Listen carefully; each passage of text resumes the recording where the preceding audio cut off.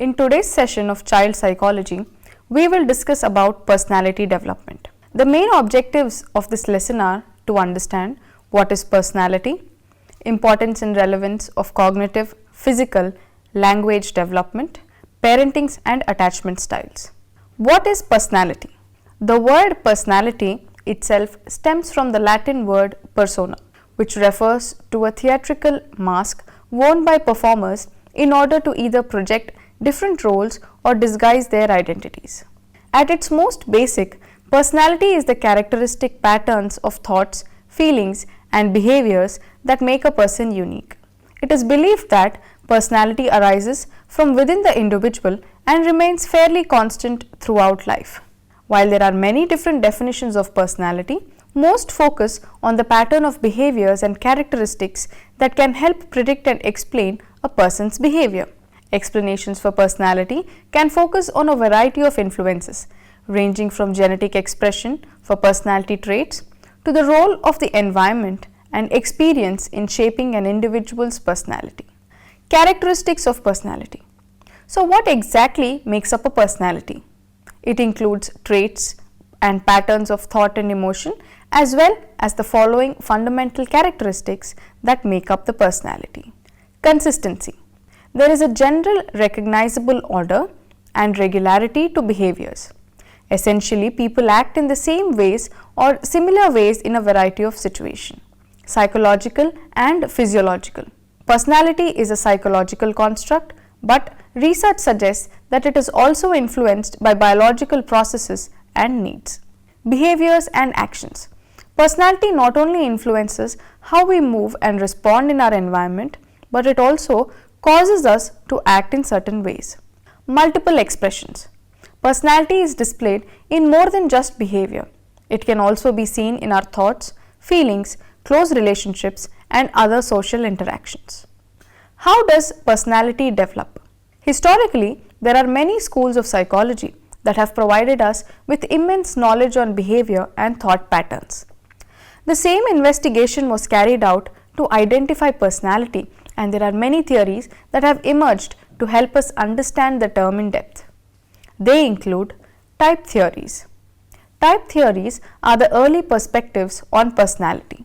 These theories suggest that there are a limited number of personality types that are related to biological influences, including type A, type B, type C, and type D. Trait theories. Trait theories tend to view personality as the result of internal characteristics that are genetically based and include agreeableness, conscientiousness, eager to please, extroversion, introversion, neuroticism, and openness. Psychodynamic theories, behavioral theories, humanistic theories also are included.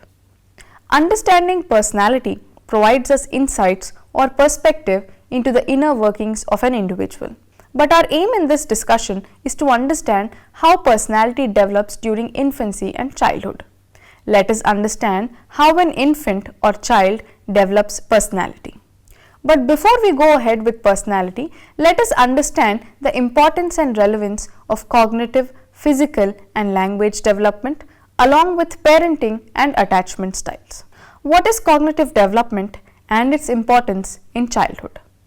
Much of modern cognitive developmental theory stems from the work of the Swiss psychologist Jean Piaget. In the 1920s, Piaget observed that children's reasoning and understanding capabilities differed depending on their age. Piaget proposed that all children progress through a series of cognitive stages of development, just as they progress through a series of physical stages of development. According to Piaget, the rate at which children pass through these cognitive stages may vary, but boys and girls eventually pass through all the stages in the same order. Piaget's sensory motor stage. According to Piaget, cognitive development occurs from two processes: adaptation and equilibrium. Adaptation. Adaptation involves children changing their behavior to meet situational demands and consists of two sub-processes, that is assimilation and accommodation. Assimilation. Assimilation is the application of previous concepts, to new concepts, such as a child who refers to a whale as a fish. Accommodation. Accommodation is the altering of previous concept in the face of new information, such as a child who discovers that some creatures living in the ocean are not fish and then correctly refers to a whale as a mammal. Equilibrium. Equilibrium is Piaget's term for the basic processes underlying the human ability to adapt, that is, the search for balance between self and the world. Equilibrium involves the matching of children's adaptive functioning to situational demands, such as when a child realizes that he is one member of a family and not the center of the world. Equilibrium, which helps remove inconsistencies between reality and personal perspectives, keep children moving along the developmental pathway, allowing them to make increasingly effective adaptations and decisions. Physical development. Physical development between ages 0 to 2 years. Infants from birth to age 1 and toddlers ages 1 to 2 grow quickly and bodily changes are rapid and profound. Physical development refers to biological changes that children undergo as they age. Important aspects that determine the progress of physical development in infancy and toddlerhood include physical and brain changes, development of reflexes, motor skills, sensations, perceptions, and learning skills and health issues. Physical growth is especially rapid during the first 2 years. An infant's birth weight generally doubles by 6 months and triples by the infant's first birthday. Similarly, a baby grows between 10 and 12 inches in length or height, and the baby's proportions change during the first 2 years.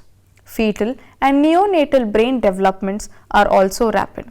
The lower or subcortical areas of the brain are responsible for basic life functions like breathing. They develop first, followed by the higher areas or cortical areas which are responsible for thinking and planning. Most brain changes occur prenatally and soon after birth. Let us understand reflexes and motor skills. Reflexes are automatic reactions to stimulation that enable infants to respond to the environment before any learning has taken place. For instance, babies automatically suck when presented with a nipple. They turn their heads when a parent speaks. They grasp at a finger that is pressed into their hand and startle when exposed to loud noises. Some reflexes, such as blinking, are permanent. Others, such as grasping, disappear after several months and eventually become voluntary responses. Motor skills or behavior abilities develop in combination with physical growth. In other words, infants must learn to engage in motor activities within the framework of their changing bodies. At about 1 month, infants may lift their chins while lying flat on their stomachs. Within another month, infants may raise their chests from the same position. By the 4th month, infants may grasp rattles as well as sit with support. Of course, these ages for each motor skill milestones are averages. The rates of physical and motor development differs among children depending on a variety of factors including heredity, the amount of activity the child participates in, and the amount of attention the child receives. Sensation and perception. Normal infants are capable of sensation or the ability to respond to sensory information in the external world. These infants are born with functioning sensory organs, specialized structures of the body containing sensory receptors which receive stimuli from the environment. These sensory receptors convert environmental energy into nervous system signals that the brain can understand and interpret. For example, the sensory receptors can convert light waves into visual images. The human senses, including seeing, hearing, smelling, touching, and tasting. Although infants' vision is not as good as adults' vision, babies may respond visually to their surroundings from birth. Infants are particularly attracted to objects of light and dark contrasts, such as the human face. Depth perception also comes within a few months. The newborns may also respond to tastes, smells, and sounds, especially the sound of the human voice.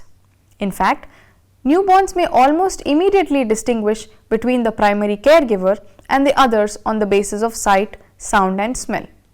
Infant sensory abilities improve considerably during the first year. Now let us understand perception. It is the psychological process by which the human brain processes sensory data collected by the sense organs. Visually, infants are aware of depth, that is, the relationship between foreground and background, and size and shape constancy, that is, the consistent size and shape of objects. This latter ability is necessary for infants to learn about events and objects. Now let us understand the importance and relevance of language development. Language skills begin to emerge during the first 2 years.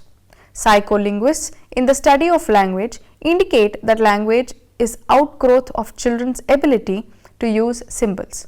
Physical development determines the timing of language development. As the brain develops, preschoolers acquire the capacity for representational thinking, which lays the foundation for language. In this way, cognitive development also determines the timing of language development. Observational learning or imitation and operant conditioning, reinforcement play important roles in early acquisition of language. Children are reinforced to speak meaningfully and reasonably by imitating the language of their caregivers. In turn, caregivers are prompted to respond meaningfully and reasonably to the children. According to psycholinguists, acquisition of language or learning of language or development of language also occurs within a social and cultural context. The socializing agents include family members, peers, teachers and the media. They teach children how to think and act in socially acceptable ways. Children learn about the world and society as they learn to use language. Infants and toddlers understand language before actually speaking languages. Children have receptive language or an understanding of the spoken and written word before acquiring productive language. Productive language is an ability to use the spoken word or written word. Before saying their first words, infants babble and then they progress to full sentences. That is, babies make meaningless sounds while learning to control their vocalizations. By the end of the first year, most babies are uttering single words. Soon, infants begin to use holophrasistic speech or single words that convey complete ideas. For example, mama meaning mama come here and milk meaning give me some milk, and these are some examples of holophrasistic speech. Family relationships. The baby's first relationship is generally with family members to whom the infant expresses a range of emotions and vice versa. If the social and emotional bonding between infant and family is faulty in some way, the child may never develop the trust, self-control or emotional reasoning necessary to function effectively in the world. The quality of the relationship between child and parents, especially when the child is between the ages 6 and 18 months, seems to determine the quality of the child's later relationships. If physical contact between infant and the parent is so vital to the emotional health of the infant and important to the parents as well, most experts recommend that physical contact occur as soon as after delivery as possible. Babies who are the recipients of immediate maternal contact seem to cry less and are happier and more secure than babies who do not receive immediate maternal contact. Fortunately, babies who are separated from their parents at birth are not necessarily doomed to a life of mental disorders. Immediate bonding is optimal, but infants and parents may later make up for an initial separation. What is attachment and why is it important? Attachment is the process whereby one individual seeks nearness to another individual. In parent-child interactions, attachment is generally mutual and reciprocal. The infant looks and smiles at the parents, who look and smile at the infant. Indeed, communication between child and parents is basic at this level, but it is also profound. Psychologist John Bowlby suggests that infants are born pre-programmed for certain behaviors that guarantee bonding with their caregivers. Infants crying, clinging, smiling and cooing are designed to prompt paternal feeding, holding, cuddling, and vocalizing. Parents may help instill trust in their infants as their infant children form attachments. Eye contact, touching, and timely feeding are perhaps the most important ways. These actions, of course, are also expressions of love and affection parents have for their children. Attachment is central to human existence, but so are separations and loss. Children between 7 and 24 months of age experience separation anxiety or distress at the prospect of being left alone in an unfamiliar place. Related to separation anxiety is stranger anxiety or distress in the presence of unfamiliar people. Separation and stranger anxieties are strong indicators of the attachment process, as the child may now distinguish between familiar and unfamiliar stimuli. Children without multiple attachments, that is, lacking relationships with people other than the primary caregivers, find it more likely to develop separation and stranger anxieties. Social deprivation or the absence of attachment has profoundly negative effects on children. For instance, children who have been institutionalized without close or continuous attachments for long periods of time display pathological levels of depression, withdrawal, apathy, and anxiety. Influence of parenting styles on children. Culture and community standards, the social environment, and their children's behaviors determine parents' child raising practices. Hence, different parents have different ideas regarding raising of their children. The differences are seen in their communication methods or even in their decisions about the placement of their child in daycare. Strong communication between parents and children leads to strong attachments and relationships. Mutuality or synchronous back and forth interaction, particularly during the first few months, predicts a secure relationship between parents and infants. Mutual behaviors include taking turns approaching and withdrawing, looking and touching, and talking with each other. However, infants may resist support when overstimulated. Resistant behaviors in such instances include turning away, closing the eyes, wiggling, and crying. In the second year, mutual behaviors such as taking turns, give and take, and imitating predict later prosocial behaviors. Soon afterward, children learn more complex rules of social interaction: how to invite others to play games, how to follow rules, how to cooperate, and how to share toys. And now let us look at how personality development occurs in the age 0 to 2 years.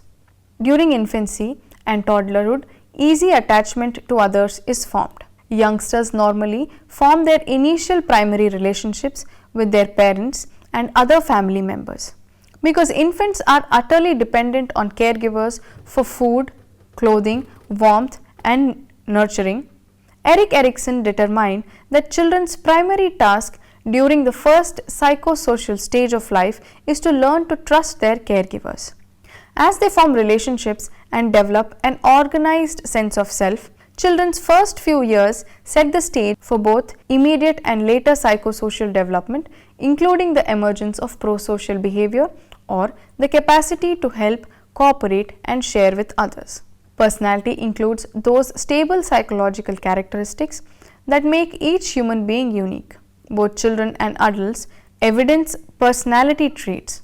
Those are long-term characteristics such as temperament, and states which include changeable characteristics such as moodiness. While considerable debate continues over the origin and development of personality, most experts agree that personality traits and states form early in life. As discussed above, personality is a combination of heredity, psychological, and social influences. Infants are typically egocentric or self-centered and are primarily concerned with satisfying physical desires, such as hunger. Sigmund Freud viewed this focus on physical gratification as a form of self-pleasuring. Because infants are particularly interested in activities involving the mouth, sucking and biting for example, Freud labeled the first year of life as the oral stage of the psychosexual development.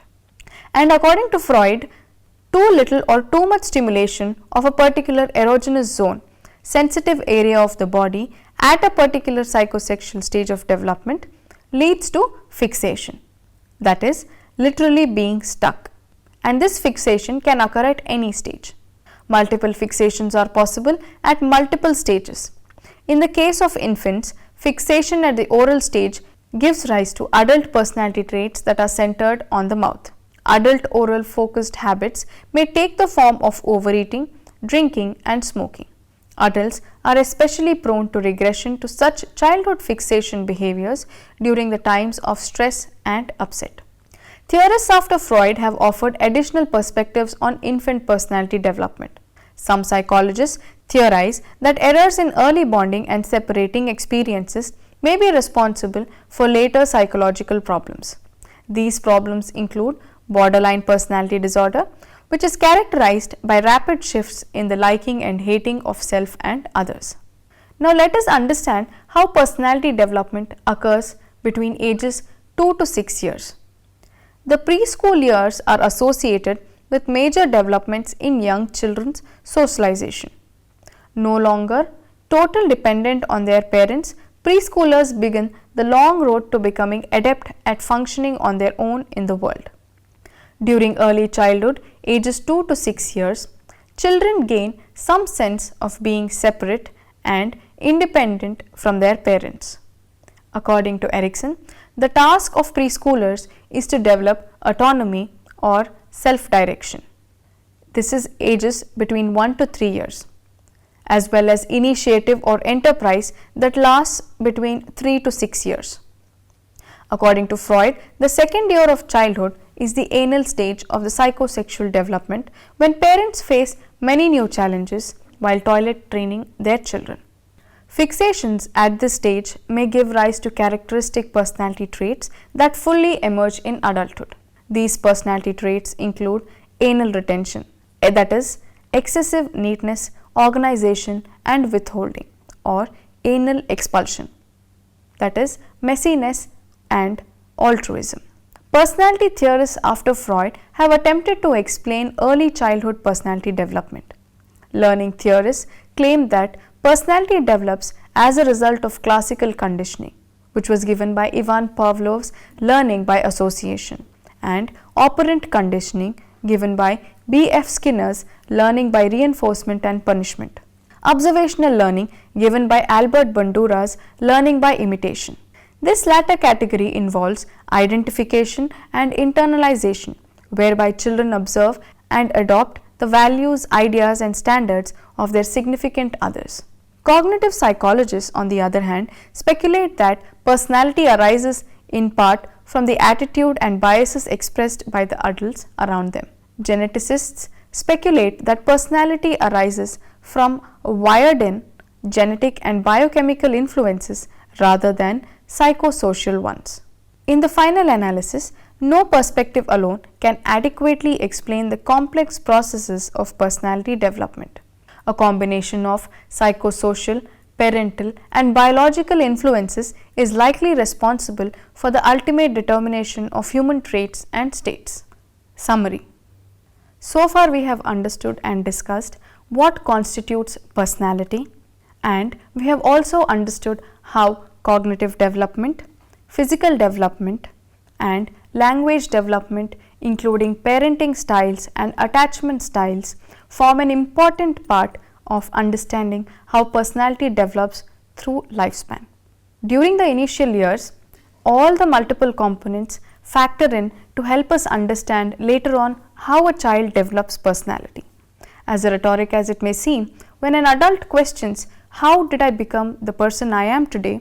it is a reflection of all these experiences and developments that he has gone through in life.